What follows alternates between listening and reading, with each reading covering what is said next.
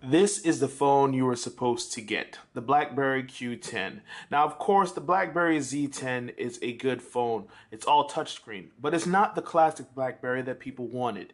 It didn't have the physical keyboard, and now you get that with the Q10, a QWERTY keyboard running the new Blackberry 10 software.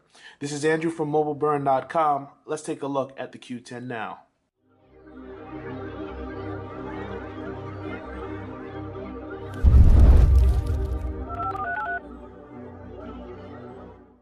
The Blackberry Q10 has a nice, attractive body. When you look on the back, it kind of looks like it has carbon fiber, but it's really just a really smooth coating that they put on the back. It feels very nice, and that coating extends and wraps around the side until you get to the hard sides, and the entire build just feels nice all around. It definitely feels like a premium device.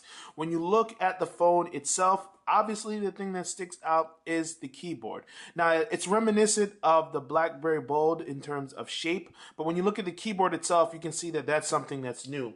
Old style Blackberries typically had physical buttons and a trackball, so the keys had to kind of curve around. This is something that's new. It's all about being straight lines. They're divided by these little fake metal little dividers, and the keys, let me see if I can get it in focus. The keys are kind of sloped in or slanted, so each one is raised. So when you tap on F, it discourages you from lifting your finger up and hitting G by accident. So when you're tapping on it, everything should feel nice. You should definitely get a nice feedback to it. We'll get back to the keyboard later on, but for now, let's just tour the hardware. On the right hand side, you have micro USB charging and micro HDMI in case you want to connect it to another TV. You can also do wireless pairing to play it on media services. On the right, you have your volume up and down buttons, and you have like this little action button here. This is cool because when you unlock the screen and you tap here, it automatically knows to go into, when you hold down on it, it goes into voice services, and you can do voice searches that way. If you're playing music, if you tap that button, it automatically pauses the music or resumes it as well. So that's a nice little feature. Down at the bottom, you have the speaker port. Now, the volume isn't going to be crazy high, but it is a bit louder than you would expect for a device of this size, and it has solid quality. So whether you're on speakerphone or listening to music, it's going to be good. When you're on city level streets, it's not going to be the best, but indoors, it's definitely surprisingly loud. And of course, you have at the top, you have your power button as well as a 3.5 millimeter headphone jack. When it comes to the screen, it has a 3.1 inch display. Obviously, it's going to be boxy. It's 720 by 720. So that square display that's going to be very high in terms of pixel count leads to a lot of clarity. Now, this is a Super AMOLED display, so it's going to have the same trappings and the same benefits that you typically see in Super AMOLED. The colors are going to be well saturated, the reds in particular, and the oranges and colors along that line, but it's not going to be as dynamic as you see with IPS plus displays. At the same time, it's still going to be good. In terms of outdoor visibility, you have to crank it up to full, and it's going to be reflective, but you still shouldn't have any issues in terms of seeing what's going on. One of the benefits to having Super AMOLED displays is that you'll notice in certain apps, when you have a black background, that's by design, because black tends to render better on Super AMOLED and it uses less energy. So when you're in the calendar or the contact apps or certain apps that are built into Blackberry 10, you'll notice a black theme rather than a white background because it works better. Doesn't always work that way. For instance, when you go into the settings, you'll see it's still a white background, but at the same time, it improves battery life because they set it up that way. While we're on the subject of battery life, when you flip it around, it has a 2100 milliamp battery. Now with that smaller screen, the AMOLED benefits, you should see the entire day without having to reach for your power charge at any time. While I'm back here, I can also point out it has a 32 gigabyte micro SD card, 16 gigabytes of internal storage. It has a 1.5 gigahertz dual core processor, pretty much the same that you saw in the Z10.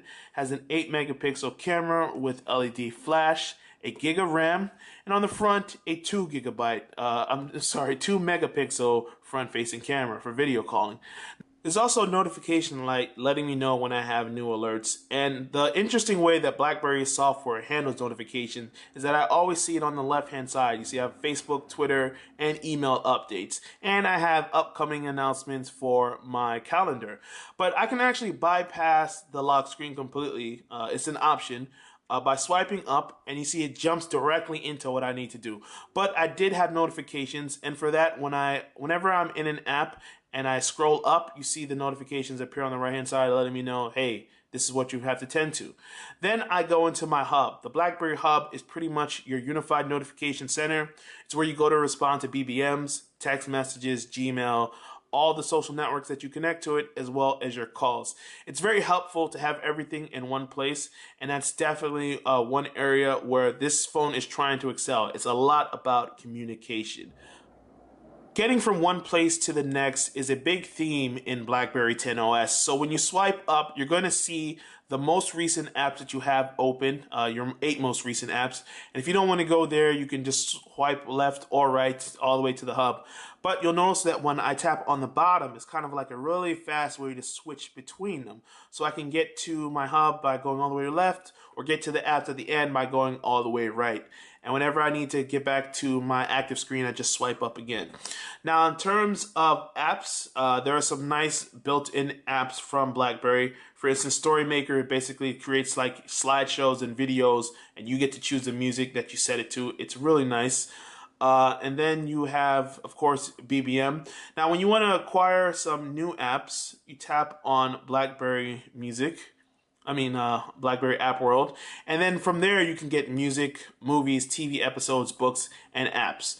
Apps is kind of an interesting conundrum because when you go to acquire apps, there's a lot of choices. There's more than 125,000.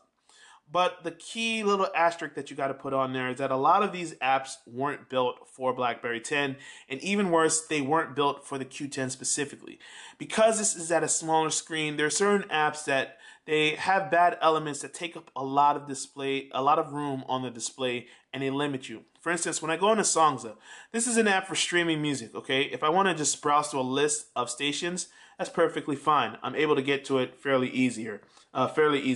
But there's one particular feature they have called Concierge, where it shows a list of stations that you might want to listen to based on the time of day and the week. You'll notice none of that's coming up because the Songs app wasn't built to scale correctly on this device. I'm not able to access one of its biggest features. So that's a major annoyance when it comes to this. But enough about software. This is what you really came to see. The physical keyboard, which is the big selling point of the Q10. Because of course, BlackBerry loyalists want that actual physical touch, the sense of touch that they get when you type A, the letter A comes up. But you also notice something else happened when I press A. From the home screen, all of a sudden, apps starting with the letter A came up, my contacts with the letter A. That's because the BlackBerry supports actions from the keyboard. So if I start typing C, it'll say call somebody. If I type E, it'll say who do you want to email? It'll search for apps with E in it, and then I can just scroll through different content that I have, and it's a really cool way of taking shortcuts to things. That's one of the benefits of having the keyboard. Describing the keyboard is a little tricky for me because I'm someone who spent the past 4 years doing nothing but virtual keyboards, so I had to kind of retrain my brain to use these physical keys. And I think if you're someone who's coming from one BlackBerry device to this device, the Q10 should not be a problem for you at all because it has very nice keys, basically familiar layout. It also offers you the option of spell check, of autocorrection, of word suggestion. Now, the spell check and the autocorrection are not as good as it is on the Z10 because they kind of figure you'll be a little more deliberate when using a physical keyboard. And I was kind of disappointed by that because it corrected most of the words that I made a mistake. But if I inserted an extra letter, it didn't do as good of a job to fix it. So that was one thing that kind of disappointed me about it. But overall, I think anyone who's experienced with a physical keyboard should be fine. And people who are coming from a virtual device might need to spend a little more time kind of retraining their brain because the autocorrection is not going to be as robust and as helpful as it's been in the past. It does still offer word suggestion along the way. Even though it's a little odd to jump from the physical key to the virtual to tap on it, I don't think you'll have too much of a problem transitioning. Everything that you need to know about the Blackberry Q10 can pretty much be summed up in this little section right here, the keyboard. Now don't get me wrong, the Blackberry Q10 is a good phone. Like I mentioned before, it has a really nice exterior and I really love the build materials and the overall feel and quality of the device. It has solid battery life and it has a solid, attractive software. Even though you have some problems with the app ecosystem, the built-in apps are for the most part, very enticing, especially if you're someone who communicates a lot with other people on BlackBerry devices. At the same time, you're going to make sacrifices along the way. So, yes, you will get a nice quality screen. At the same time, it's a small screen, so you're not getting a media experience as good as you would on other devices. Yes, you're getting a nice phone in terms of call quality, but you could easily get that on other devices. So the reason to get this, and the only real reason to get this, is if you're a longtime BlackBerry user or someone who just misses and loves a physical keyboard, because honestly, this is the last of a dying breed. All the phones that you see coming out now rely on virtual keyboards because people have gotten good enough at typing on them. But at the same time, there are some people who type faster and more accurately and better when they actually touch a key to do something. And again, this does come in handy when it's time to type in shortcuts and all of that. So I won't sell the keyboard completely short. But this is Andrew from mobileburn.com taking a look at the BlackBerry Q10. It's available now at all the major carriers in the US, and it's very enticing if you want that physical keyboard. Otherwise, you've got some other options out there.